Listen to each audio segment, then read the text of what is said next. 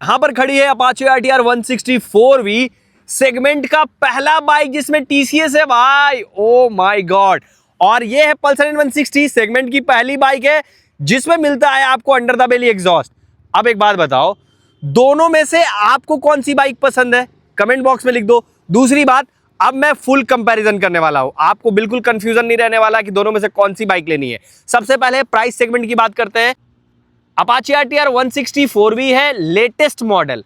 इसका जो on road price है वो 1,67,000 ऑन रोड झारखंड है। वहीं अगर पल्सर N160 की बात करें तो इसका जो ऑन रोड प्राइस है वो 1,59,000 है। तो 8,000 इसका प्राइस आपको ज्यादा लगेगा। डाउन पेमेंट्स की तो मात्र 20-20 हजार रुपए का डाउन पेमेंट पे ये बाइक आप आराम से ले जा सकते हो। वॉक अराउंड देख रहे हो यार भाई, कितना ज्यादा लेकिन ड्रीम वाली बात है ना। मतलब कई लोगों की ड्रीम है कि ये दोनों बाइक में से कोई एक बाइक ले ले। चलिए आइए आप डिटेल रिव्यू करते हैं, फ्रंट से स्टार्ट करते बातें। फ्रंट से स्टार्ट करता हूं तो यहाँ पे है अपाचे RTR 160 और इसमें कोई भी वाइजर देखने को नहीं मिलेगा। इंडिया का लोगो है भाई, हमेशा से ही रहता है, ठीक है। अब दिखाने वाला हूं इसका टर्न इंडिकेटर, कितना सुंदर है। वही RR 310 वाला टर्न इंडिकेटर है LED में, ठीक है। इस जगह पे प्रोजेक्टर लाइट है जिसको मैं ऑन करके दिखा देता हूं आपको। चलो भाई ये देखो, LED projector light, same Pulsar N160 की तरह लुक दिया गया है। यहाँ पर LED DRL है, काफी अच्छा लग रहा है मुझे, बेहतरीन लग रहा है इसका प्रोजेक्टर लाइट। और रोशनी का थ्रो भी अच्छा है। गोल्डन USD 37 mm, ये शैंपेन येलो कलर है, अच्छा लग रहा है, ठीक है। इस जगह पे मडगार्ड है जो कि स्प्लिट में है, रेड व्हाइट का कॉम्बिनेशन और इधर ब्लैक का कॉम्बिनेशन। अब थोड़ा नीचे आते हैं, कैलिपर पे कोई भी ब्रांडिंग देखने को नहीं मिल रहा है। मुझे देख के लग रहा है निसिन है, बट आई डोंट नो कौन सा है। रोटो पेडल डिस्क है, डुअल चैनल ABS है, साइज 270 mm। इस जगह पे देखोगे टायर का साइज 90-90-17 है। एलॉय का डिजाइन दिखा दूं, आ जा भाई मेरे, इस जगह पे देख लो, ये है एलॉय के डिजाइन, काफी प्यारे और सुंदर, कोई भी रिफ्लेक्टर्स देखने को नहीं मिलेगी। ये हो गई अपाचे RTR 160 की बात। अब पल्सर N160 की बात करते हैं। चलिए इस गाड़ी को ऑन कर लेता हूं, इसके साथ मैं आपको इसका टर्न इंडिकेटर दिखा देता हूं। टर्न इंडिकेटर वही बजाज पल्सर RS 200 NS 200 वाला है। इस जगह पे प्रोजेक्टर लाइट है जो काफी ब्राइटर है भाई, कार कितना बड़ा प्रोजेक्टर लाइट है। लेकिन मैं सच बताऊं, पल्सर N160 का प्रोजेक्टर लाइट सच में काम का है। इस जगह पे DRL देखने को मिलेगा, थोड़ा सा बंद कर दो। यहाँ पे भी आपको गोल्डन USD देखने को मिलेगा, ठीक है, येलो कलर में। इस जगह पे भी स्प्लिट आपको मडगार्ड है जो ग्लॉसी ब्लैक और मैट ब्लैक में, रेड और व्हाइट का यहाँ पे छोटा सा ग्राफिक्स दिया गया। डुअल चैनल ABS की ब्रांडिंग दी गई है। ग्रीमिका के कैलिपर्स आपको देखने को मिलेंगे। इस जगह पे 300 mm का बड़ा डिस्क है, 100 सेक्शन के टायर है जो कि अपाचे RTR 160 से बड़े टायर्स देता है। अब बात करते हैं इसके एलॉयज के। देखो ये एलॉयज ना थोड़ा अलग दिख रहे हैं ना, ये देखो पंखुड़ी की तरह थोड़ा एलॉयज है। तो फ्रंट की मोटा मोटी बात यह है कि दोनों में प्रोजेक्टर लाइट है, दोनों में LED टर्न इंडिकेटर्स है, दोनों में DRL है, दोनों में ही गोल्डन USD है, दोनों डुअल चैनल ABS के साथ आता है। फर्क क्या है? फर्क ये है कि ये भाई TCS को सपोर्ट करता है डुअल चैनल ABS, और पल्सर N160 TCS को सपोर्ट नहीं करता है। लेकिन इसकी ब्रेकिंग का साइज, डिस्क का साइज बड़ा है, दिख रहा है आपको। आप बताइए कि दोनों में से फ्रंट लुक किसका अच्छा लगा, अपाचे का या पल्सर का? कमेंट बॉक्स में जरूर लिखिएगा बात। फटाफट राइट प्रोफाइल की बात करते हैं। देख रहे हो राइट से कितना ज्यादा शार्प दिख रहा है, ठीक है। इस जगह पे अगर आप देखोगे तो यहाँ पे RTR की बैजिंग है, ऑल पूरा रेड में ग्लॉसी फिनिश में आपको टैंक देखने को मिलेगा। यहाँ पे घोड़ा का मतलब लोगो है वही TVS का। इस जगह पे आपको व्हाइट होते होते तो यहाँ पर ग्रे में खत्म हो जा रहा है। इस टाइप का ग्राफिक दिया गया। यहाँ पर चेक्ड ब्लैक कलर में दिया गया है, dot dot dot dot. Engine भाई शानदार इंजन है। यहां पर देखोगे तो आपको दिखेगा कि oil cooled plus air cooled engine है। 160 सीसी का ये पावरफुल इंजन। अगर बात करूं तो असिस्टेंट स्लीपर क्लच भी देता है, 5 मैनुअल गियर्स भी देते हैं, ऑयल कूल्ड इंजन भी है, 4 वाल्व के साथ आता है, 17.31 bhp का पावर है। अगर टॉर्क की बात करोगे तो 14.7 है।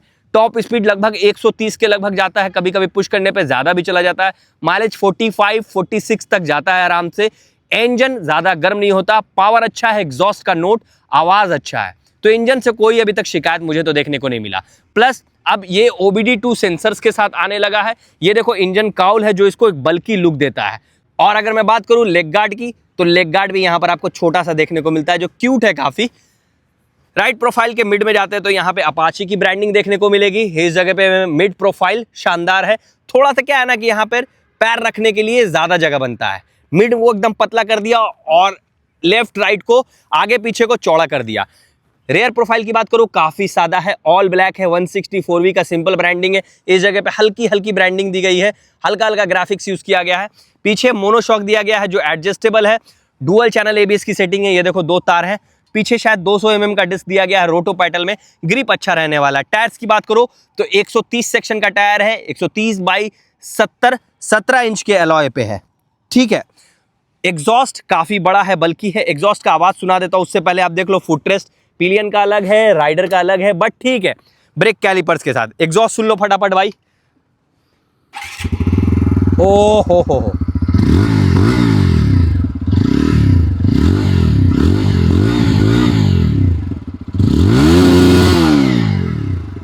मुझे तो भाई इसका एग्जॉस्ट बहुत ही ज्यादा पसंद आया, चलाओगे स्पीड में तो और मजा आएगा। एक चीज अच्छा है इसका कि हगर गार्ड काफी स्ट्रांग है, अच्छा क्वालिटी का हगर गार्ड दिया है इन्होंने और काफी चौड़ा दिया है, छीटा पड़ेगा नहीं, पिलियन को इंडियन के रास्तों को मद्देनजर रख के दिया है। अगर मैं बैक प्रोफाइल की बात करूं तो यहां पर एलईडी टर्न इंडिकेटर्स है और एलईडी बैकलाइट है, तो लगभग सिमिलर ही है, इसमें कुछ ज्यादा चेंजेस देखने को नहीं मिलेगा। इस जगह पे सारी गार्ड है, फुटरेस्ट देखने को नहीं मिलेगा, कोई भी लेडीज आप अलग से मे भी लगा सकते हैं मॉडिफिकेशन में।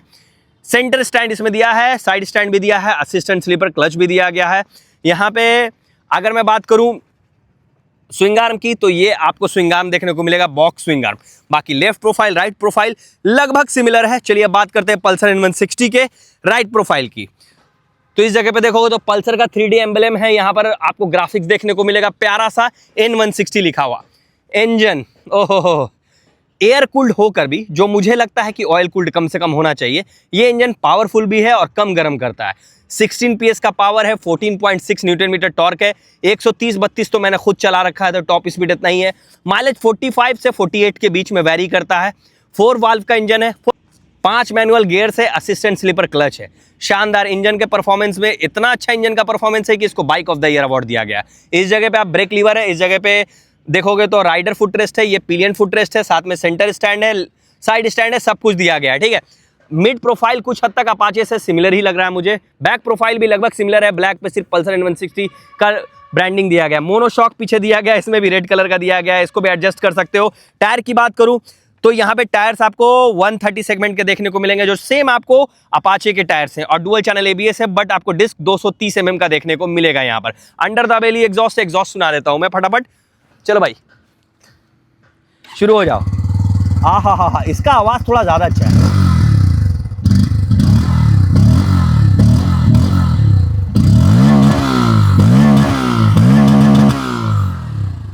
तो इसका एग्जॉस्ट मुझे ज्यादा पर्सनली पसंद आया। और बात हगर गार्ड की करें तो लगभग सिमिलर ही है, ये भी आपको छींटों से बचाएगा। MT R15 से ज्यादा अच्छा इन दोनों का हगर गार्ड है। हगर गार्ड में दोनों का कंपैरिजन नहीं है, दोनों सिमिलर है। यहाँ पे आप देखोगे टर्न इंडिकेटर आपको एलईडी में है, बैकलाइट भी एलईडी में देखने को मिलेगा, ठीक है। अब लेफ्ट प्रोफाइल की अगर मैं बात करूंगा तो इस जगह पे देखो असिस्टेंट स्लीपर क्लच इसमें भी दिया गया है, 5 मैनुअल गियर इसमें भी दिए गए हैं। इसमें भी अगर आप स्विंग आर्म की बात करो तो बॉक्स स्विंग आर्म है। यहाँ पे देखोगे तो आपको पिलियन का फुटरेस्ट, राइडर का footrest, single stand, centre stand सब कुछ है। इंजन में ब्रांडिंग है, 5 मैनुअल गियर्स देखने को मिलेंगे। तो लेफ्ट प्रोफाइल, राइट प्रोफाइल और बैक प्रोफाइल मैंने दोनों बाइक्स का दिखा दिया। आप बताओ दोनों में से कौन सा ज्यादा अच्छा लगा आपको? सबसे बड़ा, सबसे बवाल चीज, अब सीट की बात करते हैं। लोग हमेशा बोलते हैं भाई अपाचे RTR 160 का ये मॉडल स्प्लिट सीट में क्यों नहीं आता। आई डोंट नो क्यों नहीं आता, आना चाहिए था, थोड़ा सा और ज्यादा अच्छा दिखता, बट ठीक है। सीट की कुशनिंग मुझे प्यारी लगी, सीट हाइट के हिसाब से सीट का चौड़ापन भी ठीक है, ठीक है। यहाँ पे ग्रैब रेल कुछ अलग ही डिजाइन का दिया है इन्होंने, बट ठीक है, प्रैक्टिकल है, कोई दिक्कत नहीं है। बल्कि टैंक है, 12 लीटर का कैपेसिटी है, देख के लगता है कि 15-20 लीटर हटेगा इसमें। E20 पेट्रोल की ब्रांडिंग है, RTR 160 की ब्रांडिंग देखने को मिलेगी। एक सिंगल रॉड पे इसका हैंडल है, लेकिन आपको क्लच लीवर हो गया एडजस्टेबल है, ब्रेक लीवर भी आपको एडजस्टेबल है, ये चीज मुझे अच्छी लगी इसकी, है ना। स्विच असेंबली की बात करें, ये पासिंग लाइट है, ये अपर बीम लोअर बीम है, इस जगह पे ब्लूटूथ कनेक्टिविटी बटन है, टर्न इंडिकेटर्स का साइन है।